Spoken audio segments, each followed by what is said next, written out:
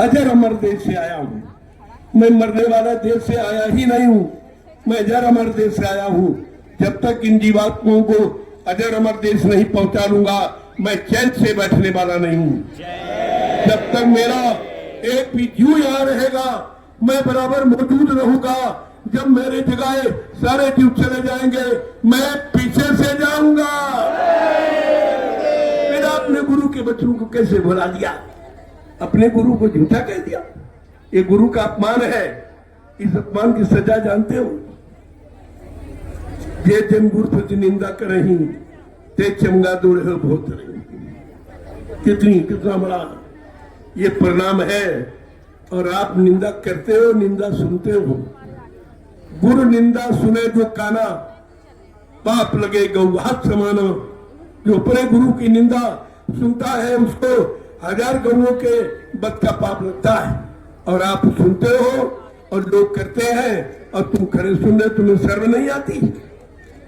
हमारे गुरु का अपमान हो रहा और हम सुन रहे, हम उन्हीं के साथ जा रहे हैं, उन्हीं के पीछे चल रहे हैं, उन्हीं को मान रहे हैं। जो तुम्हारे गुरु का सीधा अपमान कर रहा, सबसे बड़ा अपमान है मौत का आप गुरु मर गया। सारे हिंदुस्तान में प्रचार किया। मैंने कहा नहीं, झूठ है, ये सब झूठ है।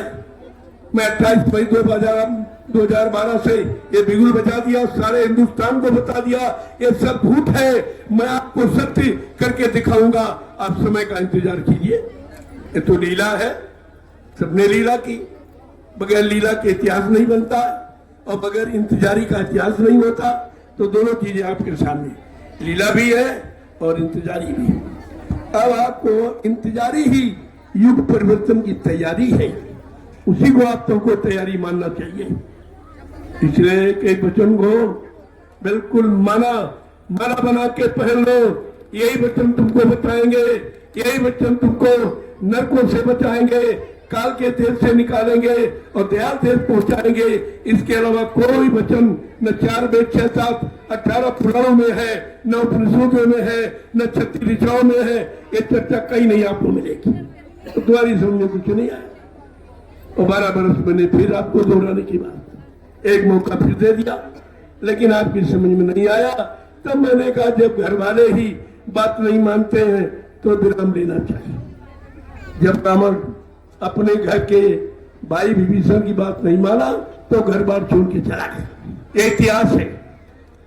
जब हिरण्यकश्यप ने अपने धार्मिक पुत्र प्रहलाद की बात नहीं मानी तो परिणाम क्या हुआ? मारा गया। और त्रेता में रावण नहीं माना, वो भी मारा गया। द्वापर में कृष्ण की बात कोई नहीं माना।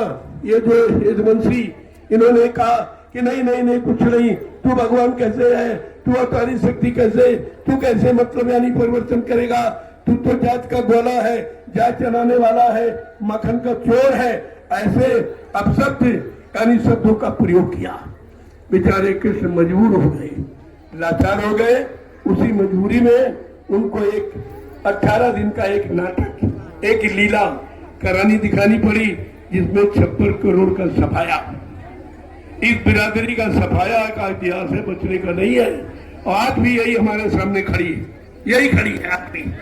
क्या होगा ये इतिहास से जानकारी ले लो, सब हम ही से मत कहलाओ। तुम भी पढ़े लिखे हो, इतिहास उठा के ले लीजिए, किनका विनाश हुआ और किनका बचाव हुआ, कौन बचे कौन मारे गए। इतिहास आपको जानकारी दे रहा है। पिछले इतिहास से यानी भूतकाल से अपने वर्तमान को बना लो, ये आपको मौका मिला। हमारी दृष्टि से, हमारी बुद्धि से तो कलयुग का जीव सबसे अच्छा होना चाहिए। तो कलयुग के जीव के सामने 3 युगों का कितना अच्छा इतिहास है, सतयुग का, त्रेता का, द्वापर का।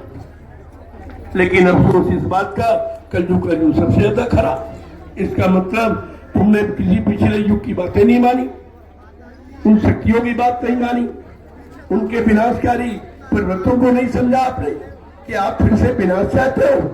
लेकिन दयाल देश से जो दयाल शक्ति आई है वो मारने काटने नहीं आई, दया करने आई, इसीलिए दे रहे। अगर कोई काल शक्ति होती अब तुम मार काट के खलियान कर देती और तुम्हारी अकल ठिकाने हो जाती। लेकिन दयाल शक्ति है, दयाल पुरुष है, दयाल देश से आए हैं, उनका काम बचाने का है, मारने का नहीं। जब नहीं आप मानोगे तो अपना वो तो करेंगे नहीं, वो अपना चार्ज कुदरत को दे देंगे। अब क्या इसीलिए कहा जा रहा, कुदरत है तैयार खड़ी, आगे मुसीबत बड़ी। अब कुदरत तैयार है, महापुरुषों ने अपना बरद हस्त तुम्हारे सिर पर से हटा दिया, क्योंकि आपने उनकी बात नहीं, उन्हीं का अपमान करते हो। जो तुमको बचाने आया तुम्हारी जीवात्मा के कल्याण के लिए, जिसने नाम आधार नामदान दिया और उसी को तो मर गया, फिर ये काम कौन करेगा? ये जीवात्मा का काम कौन करेगा? ये परिवर्तन कौन करेगा? और कलयुग को कौन भगाएगा? सतयुग को कौन लाएगा? ये आप पूछिए। जहां जाते मैं मना नहीं करता, जाओ, कम से कम पूछो तो क्या ये काम तुम कर सकते हो? ये तो बाबा जी ने काम ये करेंगे, ये करेंगे, क्या ये तुम्हारे बस का है? तो तुमको पता चल जाए ये सच्चा की झूठा है, ये असली है कि नकली है, ये स्वार्थी की बदमाशी है, आपकी समझ में आ जाए। लेकिन वो भी बुद्धि तुम्हारे पास है, वो भी नहीं, बिल्कुल अंधभक्ति में जुटे पड़े हो। अरे अंधे से तू रास्ता पूछते हो? जो स्वयं नहीं कभी गया न कभी जा पाएगा, वो तुमको कैसे ले जाएगा, तुम्हें कैसे पहुंचा देगा? इतनी बात भी तुम्हारी समझ में नहीं आई है। इसलिए मुझको 12 बरस आपके लिए मेहनत करनी पड़ी, रात और दिन। ये ऐसे समाज नहीं इकट्ठा हुआ, एक भी आदमी मेरे पास नहीं था। आप देख लीजिए, आप ये मैंने इकट्ठे किए हैं, और वहां तक गुरु की यानी मतलब तैयार की हुई शक्तिवाद तो पहले किए, तो प्रेमी पहले के वहां। इन दोनों ने एक भी आदमी नहीं जगाया, एक भी आदमी नहीं खड़ा किया है जो गुरु ने खड़े किए, और उनसे मैं करोड़ों को गुरु से हटा दिया। ये कितना बड़ा अपराध है। बाबा जी ने क्या कहा था, मेरे आध्यात्मिक संदेश को सुनाकर अगर एक जीवात्मा मोड़ दोगे तो 1 लाख यज्ञों के समान फल मिलेगा। इन्होंने क्या किया, करोड़ों जीवात्माओं को गुरु से हटा दिया। इसका परिणाम कितना बुरा होगा। मैं बार बार इसी बात को कहता कि परिवार वालों को बचा लो, परिवार वाले बच जाए, गुरु परिवार में बदोश हो जाएगा तो फिर मतलब क्या निकला। लेकिन एक भी बात नहीं सुनी, मेरी बात किसी ने नहीं सुनी। तब मैंने मजबूर होकर मैं 2 वर्ष के लिए विराम ले लिया हूँ कि बाहर निकल कर कई संदेश नहीं दूंगा। जो आश्रम पर आएंगे उनको दिशा निर्देश करूंगा, उनको संकेत करूंगा, उनको समय का इतिहास यहाँ के लिए तैयार करूंगा, ये तो करूंगा। लेकिन देश में घूम घूम कर अब मैं संदेश नहीं दूंगा। बहुत हो गई है, हद हो गई। यानी मतलब दया की भी कोई सीमा होती है और रहम की भी कोई सीमा होती, लेकिन तुमने सारी सीमाएं पार कर दी है। अब विनाश के लिए तैयार हो जाइए आप, और वो तो होगा ही, उसे कोई माइकाला रोक नहीं सकता। बाबा जी ने तो पहले ही आपसे कहा था, बेटा बच्चा कोई मेरे बारे में कुछ भी करे कभी विश्वास नहीं मत करना।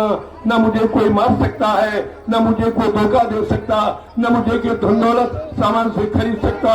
मैं अपना काम करने आया हूँ, काम करके ही जाऊंगा। अगर जरूरत पड़ी अपने काम को पूरा करने के लिए इसी शरीर में 400 वर्ष तक रहूंगा और काम करके ही जाऊंगा। फिर आपके पास बचन कहाँ चले गए? जो करने का वादा किया, क्या 400 वर्ष निकल के जो कहते बाबा जी मर गए? अभी तो 126 वर्ष, मात्र 126 वर्ष की उम्र है आज की तारीख में। अभी 400 वर्ष में कितना समय बाकी पड़ा?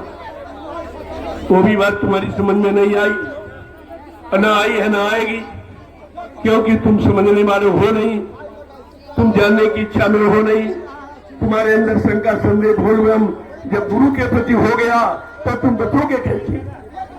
इसलिए फिर भी दयालु है तो दया तो कभी छोड़ते नहीं, कहते बार बार संदेश देते रहो, कभी न कभी जाग जाएंगे, चेत जाएंगे, इनका भला हो जाए।